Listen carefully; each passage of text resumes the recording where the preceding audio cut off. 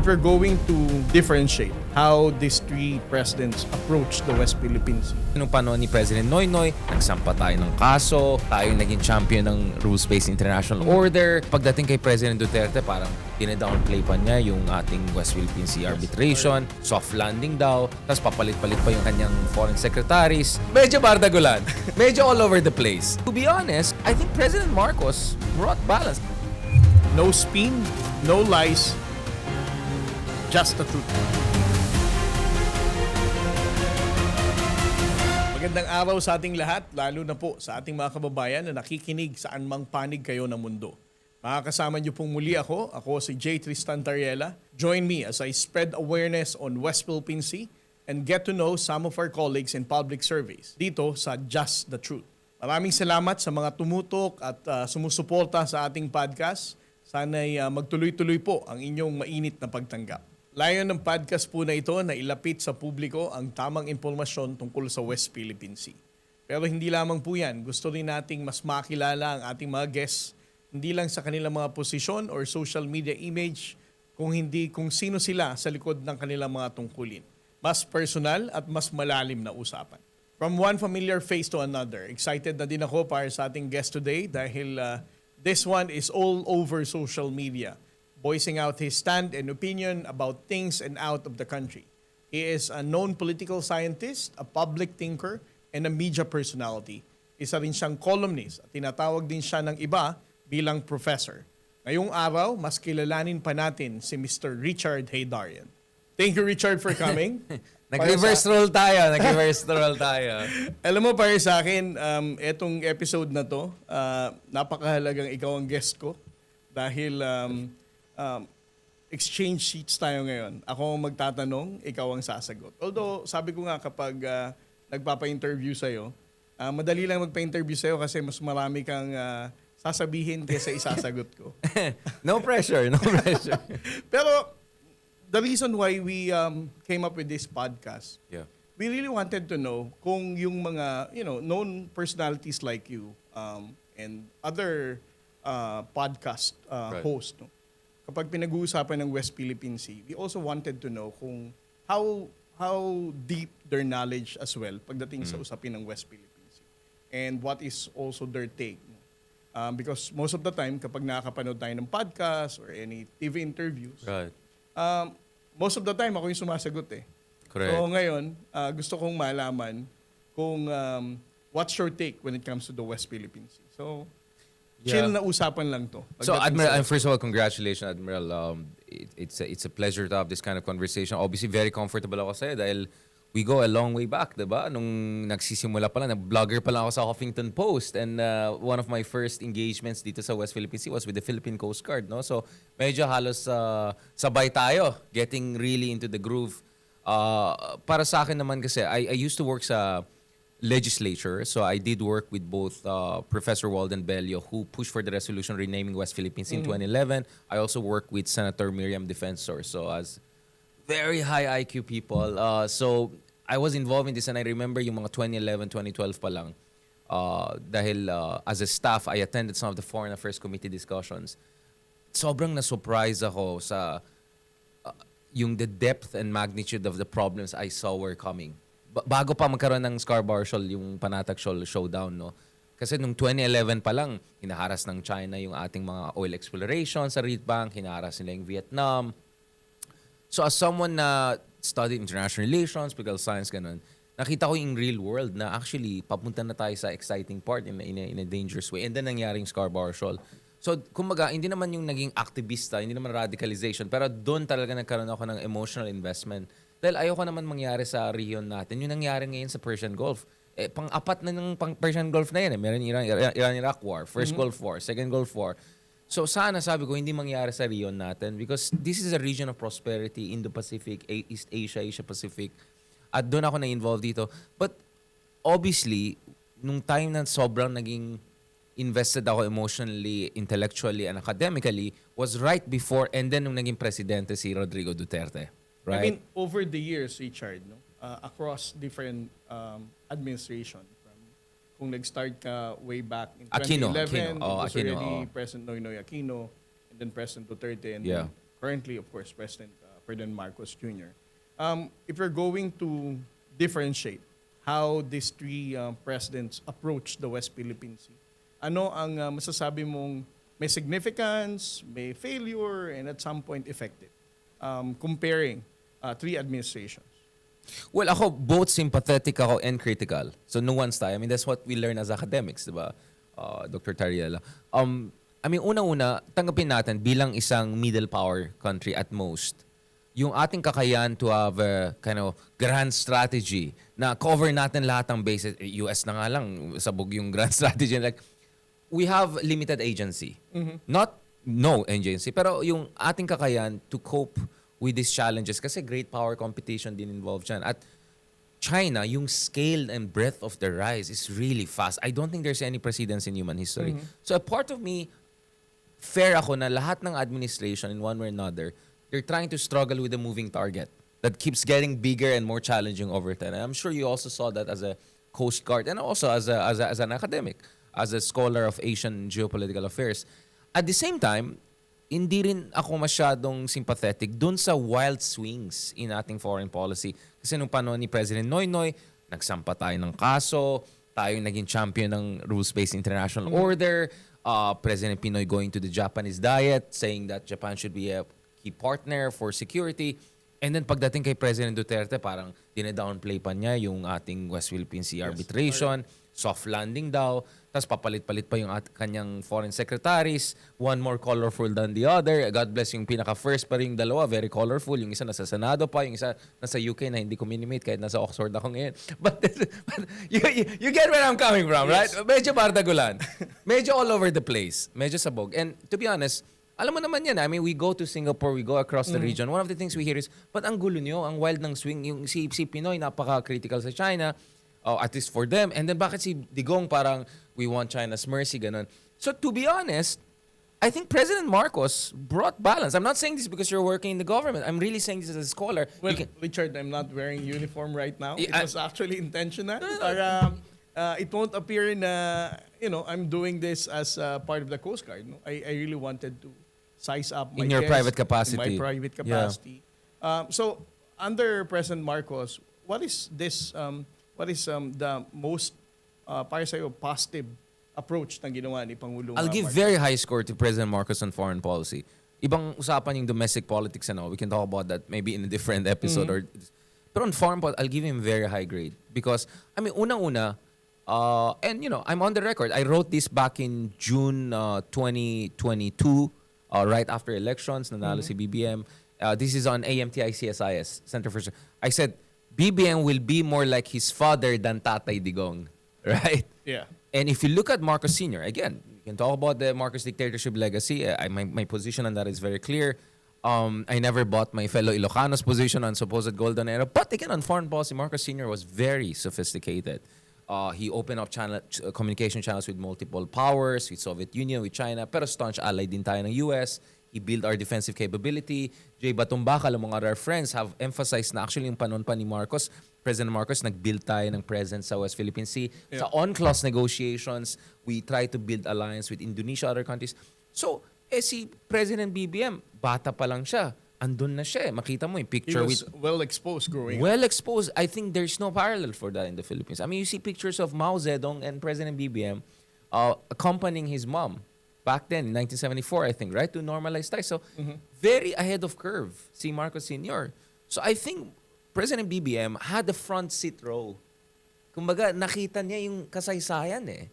So, I think that always gave him a lot of advantage. And not to mention, of course, I think President BBM, you could see in his mga final debates sa elections around February, March, he was making it clear na hindi siya papayag na even an iota of our territory will be compromised. And then immediately after he won, I think not too far from here, there was a press conference, right?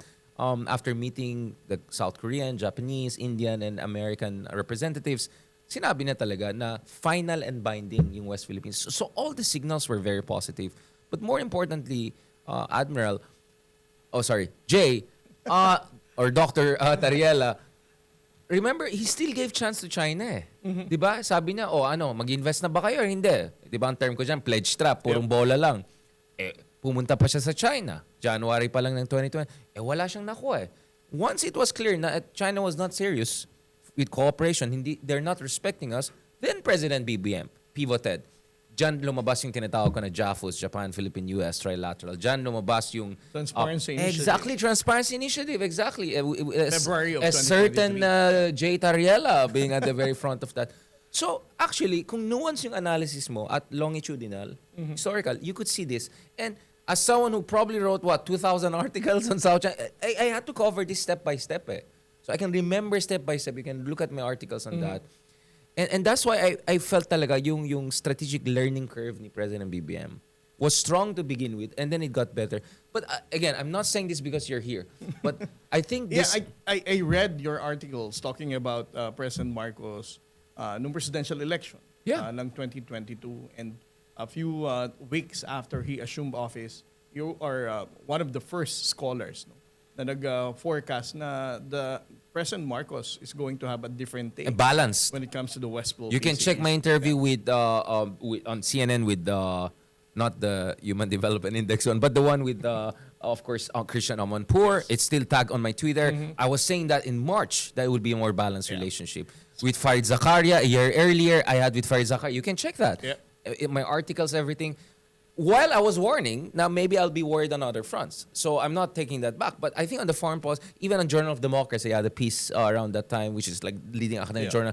Also there, I said on foreign policy balance. So I feel vindicated in a good way. Not na ang galing ko. Na in a sense, para sa bayan. But I'll tell this, Dr. Tarriela, I'm not saying this because you're here, but I'll say this also because you're here. Because blessed tayo na I mean, and it's not... I meet a lot of journalists and diplomats around the world. They say, ang gagaling ng mga opisyales ng Pilipinas. Of course, it sounds parang patronizing. Parang, akala mo sa amin. Patronizing you because you're from the Philippines. Oh, parang, ang galing nyo mag-Ingles. Hindi, pero, they talk about you, they talk about people in National Security Council, they talk about Gibo, they talk about DFA, like, napaka-articulate, napaka-strategic. So actually, we're also blessed because we have all of these people, including you, na very vocal, very savvy. And then, of course, mga katulad namin ng gugulo lang, di ba? No. And then, of course, we have Justice Carpio, all these thought leaders. So actually, our counterparts in major capitals in the world, whether it's Tokyo, whether it's Paris, and I've met officials, they're so impressed with the quality of officials we have, whether DFA, whether NSA, whether Philippine Coast Guard, whether Navy, of course. Well, I have a question for you, Richard. I mean, you are basically wearing two hats. As an academic, and at least two hats. At least two hats, You were at Cambridge for a long time, right? Oxford, yeah. Oxford, I'm sorry. Cambridge is the other school. You were at Oxford.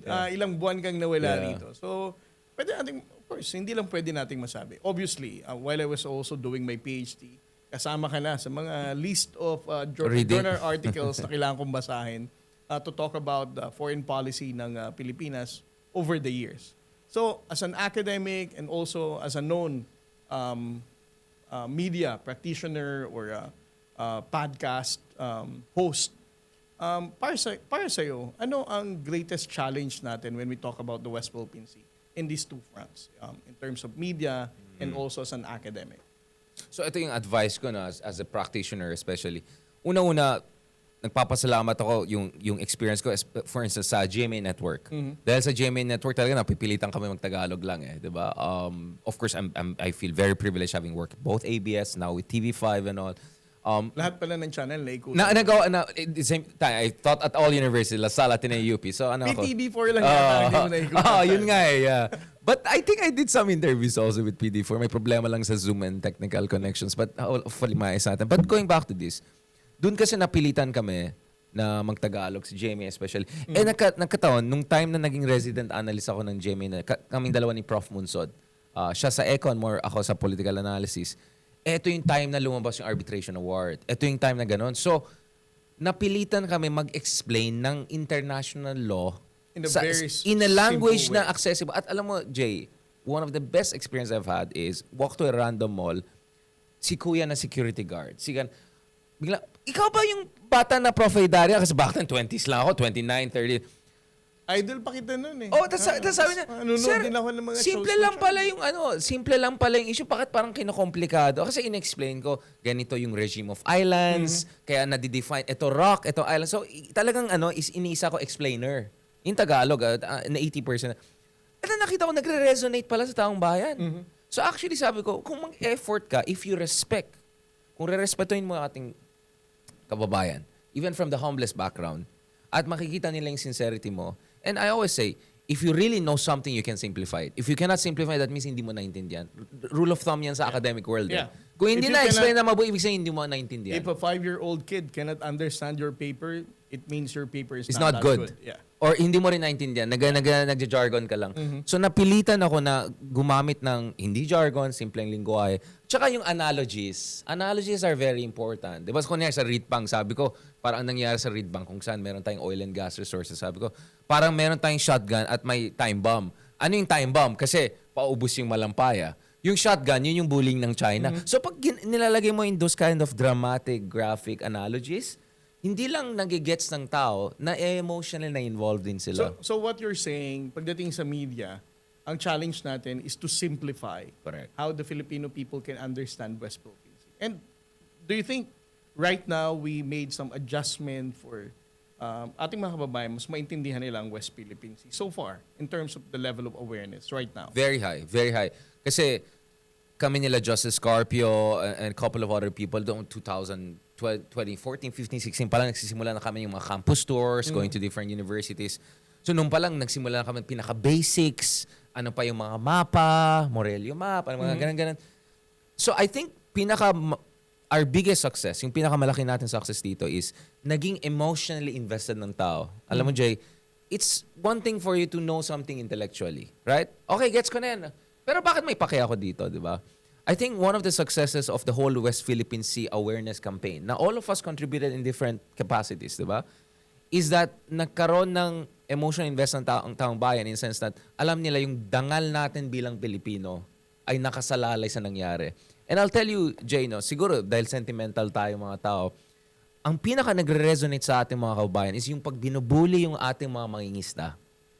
Or sinasabi natin, yung galunggong na binibili natin sa China, galing din sa atin yan. Parang niluluto tayo sa sariling mantika. That kind of righteous rage, righteous anger and solidarity, feeling ko yun yung pinaka nag-resonate. Pero related to that statement, Richard, no? Bakit meron pa rin tayong mga social media influencer known Kaya pala inimbita trolls, mo ako eh. Bakit ano ba din? Alam mo na saan papunta to Sa eh. akin, it's still difficult for me, no, to understand. Kaya nga nang sinabi mo, ang mga kababayan nating Pilipino, pakitaan mo ng mangingisda na wina-water cannon, mararamdaman mo talaga yung galit nila eh. Na Right. Pilipino tayo, we need to stand for our rights. But there are still people, not just social media, Right. there are even politicians who appear to be lawyering for the Chinese government. Ano ang motivation nila? Mga legal luminaries yata. Yeah, to, what really compelled them to have a different take? Right. One of the things you learn in Taiwan is yung tinatawag na influence operations or sharp power. So alam natin na yung mga authoritarian superpowers, whether ito yung Russia, whether China, mga ganun, ginagamit nila yung mga freedoms natin to undermine us from within, especially on issues na mahalaga sa kanila. So in Taiwan, nakita ko na marami tayong nakausap, ministers, officials, the presidents, both Tsai Ing-wen and also, you know, and one thing I got from them is that kung wala kang guardrails, there will be Mambo Jumbo, Mickey Mouse. And in fact, sa Taiwan, one of the things that I was told by experts, this is back in the day pa na, ang ginagawa ng mga superpowers na authoritarian is, hindi sila kukuha ng scholars lang. Yung mga influencers, fashion artists, they will, kasi ito yung mga yan, meron silang appeal sa mga kabataan. At hindi sila seen as ideological or political. So, mas malakas. So, sabi ko, wait lang, parang may pagkagano ng, parang wait lang, this sounds very resonant. Because before that, of course, with Maria Ressa and other friends in media, we always talk about disinformation. Yes. Which led to the 2016, all the drug war and all that catastrophe, no? Pero napansin ko, pwede rin pala yan sa other issues. Like I mean, I was shocked. I don't want to name names. But mga tao na I know zero about geopolitics, hindi lang sa West Philippine Sea, biglang may comments sa Ukraine war. NATO expansion. Wait, NATO expansion. Biglang kinukot si John Mersheimer. Like, that looks to me not organic. Yeah. That looks to me my script at ginagawa nila. So alam natin may inorganic. But there's also an organic element because alam naman natin sa politics, may element ng kulto yan di ba? If you're emotionally invested in a certain candidate, mahal na mahal mo siya. Minsan, Fanaticism. you're willing to close your eyes or ano. But I'll tell you what, Jay, and I'll spell it out. May ilang beses ang height ng President Duterte's really questionable things about yung pag sinasabi niya sa West Philippine Sea, wag na tayo mag-away, suicidal, yung mga ganun. I had folks, DDS folks, like self-identified DDS folks, coming to me and say, alam mo, Prof, disagree ako sa'yo sa mga ano mo sa drug war, ganun. Pero sa West Philippine Sea, parang ikaw yung tama, hindi si Tatay Digong Sila mismo pumunta, hindi ako komportable dyan Alam mo, Chart, meron akong laging tinatanong ang media sa akin. Parang, nung dumating na daw si Pangulong Bongbong Marcos, and then, of course, he gave birth sa Transparency Initiative. Correct. Ang tanong ng mga media, where was I during the time of the Duterte years? I have a very good excuse. You were taking your I was PhD. doing my PhD. Yeah, But exactly. you were here during the Duterte administration. It was very hard. So, It was very, very hard. how did you respond to a different foreign policy right before your eyes? And then also setting aside the 2016 Arbitral Award. Again, I'm an open book. And you were diba? also with the media during that Yeah, time. I'm an open book in a sense that I did support independent foreign policy kasi sa aking palagay, and I think I'm being vindicated again, you cannot fully rely on the US. Yeah. US is US and like, long story. So we have to develop our independent. Pero yung version ng independent foreign policy ni Digong was like hindi independent parang pro-China Iba yon. Iba yon. So actually, initially, I gave President Duterte benefit of the doubt. Sabi ko, kung talagang less dependence on US, but we build our, okay lang sa akin. But once he started, wag na tayo mag-invest sa military, wag na tayong ganyan, tapos purong drug, ganyan. He has been constantly visiting the People's Republic Yung of China. ganon, yan. At least 5 times officially, Yeah. we don't know the unofficial. Sabi ko, medyo suspicious na ito. So, kasi there were people, DDS yan si Heydarian. Just because I supported the independent foreign policy, I still support an independent, but the right independent foreign policy. Hindi yung Japix na, kunyari independent, pero yung pala pro-China ka or something. And then, nakakatuwa kasi I came up with the term pledge trap. Basically, ibig sabihin, na Duterte si Duterte sa China. Binola siya. Ilang billion ang sinabi ng China invest sa atin. Pakita mo sa akin. Nasaan yung mga Chinese investments na malalaking Actually, infrastructure? Miss Martas Bitog wrote a book about this. Yung, Duterte Unrequited love. Unrequited love. Exactly. So this is something I've been doing for a long time. Maybe in retrospect, maganda na hindi nag-invest masyado din ng China kasi otherwise baka kung ano nung debt trap mangyari or something. But honestly, what I learned nung time na yan is, if nasa mainstream media lang ako, may disadvantage ako. Dahil sa mainstream media, there's just so much you can say in terms of advocacy. Especially kung analyst kang, expectation is you say both sides of the coin. Kahit mali yung one side, ang You have to pressure stick to it. Oo, kaya doon ako nag-step up sa social media. So kung titingnan mo from 2018 onwards, doon na ako nag-step up. At talagang bardagulan with these trolls. And these people, whether politicians or trolls, na alam ko, hindi ito organic. Hindi ito organic. Pero ngayon, Chard, as we are going to wrap up in the next coming minutes, dahil alam ko, Yeah. meron kang 100 interviews yata This sa is mga... my fourth in there. I want to pick your brain. We are already on the 4th year ng ating Pangulong Marcos. Right. More than halfway through of his administration. How do you see the possibility of the West Philippine Sea as another priority for the next president? And how do you see the Filipino voters will react pagdating sa pagpili ng ating susunod na Pangulo ng Pilipinas? Correct. Yung isang term na sumikat dati was de-risking. Ibig sabihin, i-anticipate mo yung mga vulnerabilities or wild changes. So back in 2021, 2022, 2023, I said, dapat mag-de-risk tayo kay Trump. Kasi I expected baka bumalik si Trump. And this is on the record. Again, you can find my article. I raised it when no one saw Trump coming. Or Trump-proofing ang term dyan. Yeah. And now we see why that was important, right? We also have to Duterte-proof, to be honest about it. Dapat siguraduhin natin, even if Duterte ang next president, which is not impossible, but at the same time, it's not a given. Mahabang usapan yan. We have to make sure na sa sobrang ma-institutionalize natin itong Transparency Initiative, sobrang ma-ingrain natin itong tamang pag-intindi sa ating mga karapatan sa West Philippine Sea, I think dapat central ito sa ating identity bilang Filipinos, that West Philippine Sea is part of our identity. Remember, West Philippine Sea is our exclusive economic zone and continental. Hindi tayo katulad ng China na kinaklaim yung buong South China Sea Basin. We're just claiming the part that is ours based on international law at ating saligang batas. I think if we do that, even if we get, let's just say, suboptimal next president, kampante ako, we can pressure them. Why can I say that? Because we did that to Digong. Digong had 93% approval rating. Pero sa issue ng West Philippine Sea, we pinned him down. Ilang beses nag-meltdown si Harry Roque, nag-meltdown si Digong, galit na galit siya kay Justice Carpio, hinamon niya. Because he knew, on that issue, we had the Filipino people on our side. Kaya ako, hindi ako masyadong nagpapanik eh. If we were able to stand up to Digong, I think was really the most challenging. Kasi grabe yung popularity niya at saka fresh pa yung idea ng independence. So I'm confident whoever is the next president, we will pressure that person. Now, kung ideal yung next president, we don't even need pressure. We double down on what we're doing. What do I mean by doubling down? Minilateralism. Work more with Japan. Work more with Australia. Work more with Europe. I'm based in Europe partly because I'm trying to help in my own little ways. More with Paris, more with UK. We're gonna sign a new reciprocal access agreement with France, right?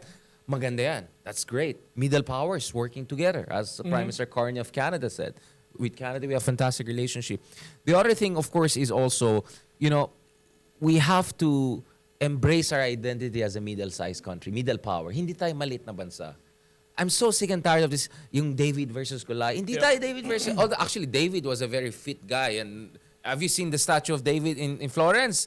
I don't mind being David if that's David. Like, ang ganda na let's be David in that sense. Not an underdog, but actually a capable middle-sized country that can defend its own. Now, whatever your stance on Ukraine and Iran is, we saw middle-sized countries can frustrate superpowers if they get their act together. So yun para sa akin, very important yun. And then lastly sana, my continuity. I don't know what you're gonna do in 3, 4, or 5 years, or I don't know what we're gonna do if God willing we're still around, but I hope the next generation will pick up where we left off. Because I was inspired by Justice Carpio and that generation. And I hope the Gen Z generation will be inspired by what we are doing from Gen X and Millennial generation. But your answer is actually anchored dun sa premise na ideal president. But what if the president will be just like, President Duterte who's going to... We will bardagulan. We will fight to the last man and the public opinion is on our side. In fact, you know this better than me. Numbers show even in Mindanao, the stronghold of the president, patriotism is strong. Naintindihan ng taong bayan bakit tayo involved dyan. But I also want a more inclusive discourse on West Philippine Sea kung saan comprehensive archipelagic defense yung sense natin na bilang isang archipelagic nation, we have to defend lahat ng ating karagatan, lahat ng ating territory, whether Philippine Sea, whether Celebes Sea, right? Or Suluas Sea, or whether West Philippine Sea. We are a maritime nation. We are empires of the wind, right? Yeah. Yung ating mga Malayan ancestors crossed all the way from, potentially, who knows, from Madagascar came over here. Some came from China down here. So we are products of empires of the wind. We are maritime nations. So whenever I hear from our Chinese friends, this very condescending, we were an empire 2000, blah, blah. Like, first of all, you only had one decent admiral. He was not even Chinese. Zhang He was Persian speaking. He came from Central. He was a Muslim. He would probably look more like me than the Chinese, right? So my point is, our ancestors, the Bajaus among others, have been masters of the West Philippine Sea, actually the South China Sea, Indian Ocean for tens of thousands of years. At ito ay central sa ating identity. So that's why, Admiral, whatever happens in the next 3-4 years, if we don't get an ideal president, babardagulan natin para gawin niya ng tama yung trabaho niya. Kung ideal, ipupush natin to even double down on the very good things we have attained in recent years in foreign policy. So overall, I'm more optimistic on our foreign policy than economy and other fronts, which is, of course, maybe a different podcast we can have on that. So this is one area where I'm generally more optimistic about the Philippines' prospects. So you're really optimistic. Cautiously optimistic. In 2028, things will be much more better. No, that 2028, even if we get the worst possible president, we will hold their feet next to the fire to make sure na tuloy-tuloy yung ating laban sa West Philippine Sea. Alam mo, Chard, kung makikita mo ang social media presence mo, ano mga nakaraang buwan, lalo na doon sa naging comment mo, no? Pero hindi ko nababanggitin. Para sa akin, nakakatuwa lang dahil obviously may mga trolls na nasaktan at parang hindi na sila nakamove on. Hanggang ngayon, sa social media mo for Facebook, X, nandyan pa rin yung mga comments ng mga trolls, no? So, dito sa part ng podcast ko, meron kaming pinili na mga mean comments sa mga na-post mo. Okay lang ba sa'yo to na... Yeah, let's do it! Baka kasi... pero tawagin ko yung mga bagata ko mamaya. Kasi baka nag-expect yung mga nag-comments ng trolls na to ng response from you. Yeah, let's do that. We choose some posts sa social Highlights. media and then we'll get your short reaction. Hindi, sagutin ko na ngayon. Nasaan ba? Ito. Saan mo to? Ito. Babarda ko lang natin. Ito ang ano. Ano ba to? Ito ba yan? Yes. Sabay From... Yan ang okay, tanong niya. hindi ka ba magagalit kay PBBM since siya pa talaga ang nagbenta ng... Ano yung T1? Terminal 1. Parang, this is in response with one of your... yung mga reklamo ko recent. The other day, ang daming-daming pertaining the local airport as the worst Maybe. airport ever. Una-una, hindi naman natin binenta. I think it was more the management was passed down to Ramon Ang. I don't want to say more because it's a long conversation. I rather talk to Neda and other people who oversight. But ito na lang sasabihin ko. Kung ito ay mga pro-Duterte people, let's not forget, we were still ranked among the worst airports in the world, panahon ni Digong, and he had 6 years to fix that. Yes. So the idea na as if we were like Put the Dubai blame. airport during Digong and then now worst airport, Yeah. excuse me talaga. And I think it's also wrong to say na we need to put the blame only for this current administration dahil nung nakaraang administrasyon maayos. Hindi naman ganoon. Diba? Not necessarily. And it takes time to fix mess. Yeah. At let's just be honest, one thing common across all administration is hindi pa natin, yung terminal kasi yun yung unang expression mo sa isang bansa eh. Ayusin naman natin. But gladly maganda yung airport natin sa Clark, sa Cebu, sa Iloilo. Dito lang talaga hindi maganda eh. Sana ayusin natin. Okay. Next post. Yeah, si recently nag-iba ka ng tono, blah, blah, blah. Yung, I never understood. For me, gaslighting yan eh. Yeah. Ibig sabihin ng gaslighting, di ba? Yung parang, ikaw may kasalanan, pero ilalabas mo na yung kabila may kasalanan. Anong ibig sabihin yan? Kung titignan mo, sinong kasama sa unit team natin? Sinong purong pro-Marcos noong 2016, 2019? Actually, ako pa ngayong mas critical eh. Pero ako kasi, we're scholars. We're fair. As I said, we can have a different discussion on other issues, but on foreign policy, based on facts, evidence, President BBM has done fine. Hindi ibig sabihin, umiba yung tono ko. Ibig sabihin lang, I give credit where credit is due. In fact, even with Digong, there were certain issues I give him credit. Yeah. For instance, standing up to oligarchs, big businesses. Tsaka, I've known you for a while. No? Para sa akin, wala ka namang pinagbaguhan na paninindigan when it comes to the West Philippine Sea and other domestic issues. Kung ano ang sinabi mo mula noon hanggang ngayon. Parang inuulit lang. Absolutely. Nagkataon lang na we have different administration across. Kung kailan So you adjust to yeah. the facts, right? You adjust to the facts. So yeah, okay. Ito medyo more maraming emoji si I think this post is targeting your Iranian side ng family mo, no? I think the reaction, the question is about I don't know what is the happening relevance of this. Ako naman, my position always on international affairs is, first of all, understand countries deeply, where they come from. So pagdating sa Pilipinas, whenever we get attacked by pro-China people, the way they talk about Philippines, ano lang kayo, tutal lang kayo ng America, or like the cartoons they make. Our good friends in Global Times, I know you got into trouble supposedly for certain cartoon of a certain leader, but actually, look at how they caricature Philippines. Tuta tayo ng Amerika, kawawa tayong ganun. So I think one of the things I always want to do is, whether it's Ukraine, whether it's Iran, whether it's Vietnam, whether it's Philippines, you want to show nuance. At I think one thing I've been always consistent about, regardless of what countries, ayoko nang nabubuli yung mga mas maliit na bansa. And I care about international law and the rules-based order. Whether this is the Russian aggression against Ukraine, whether this is the war against Iran right now, or whether it's Chinese bullying against us, if this is against international law and rules-based order, I'll go against it. That's why I'm consistent with my position on these issues, and I'm more than happy to look at my record. You have a good reputation as an academic, so whether you have Your dad is an Iranian, right? My dad has side from the Caspian Sea, Caucasus region, right? Persian, yeah. I don't think na masasabing meron kang biases when it comes to... Well, I have more knowledge about things Yeah. in the world. I wrote a whole book on the Arab uprising, so I'm very familiar with different regions of the world. But I'm also very proud Ilocano. We can talk about Ilocano, but that doesn't mean that blindsided me to the Marcos legacy. So if there's something about me, is I'm not tribalistic, right? But I try to be as knowledgeable as possible about every region. I have family in the U.S. military also, right? So I try to be fair to all sides of this.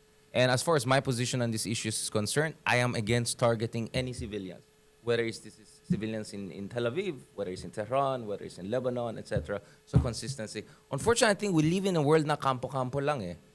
Ang ano lang, inosente lang pagbata natin. Pero kung kabila, okay lang yan. I don't like that kind Pag of language. magkatropa tayo, tapos Yeah, exactly. I'm getting benefits out of this, dapat tahimik lang Yun nga. tayo. So we have to be conscious. Pero ako, at the end of the day, it goes back to the rules-based international order. So hindi pwede yung isuportahan mo yung ICC pag si Digong. Pero when ICC goes after another world leader, suddenly, ay hindi, ayaw naman ICC bias ka. Ayan, may problema ka dyan. Right. Eto, sorry, aminado naman akong hater talaga ako niyan, referring to you. But I really can take him seriously. Lalo na pag binanat niya yung I breathe and blah blah research published.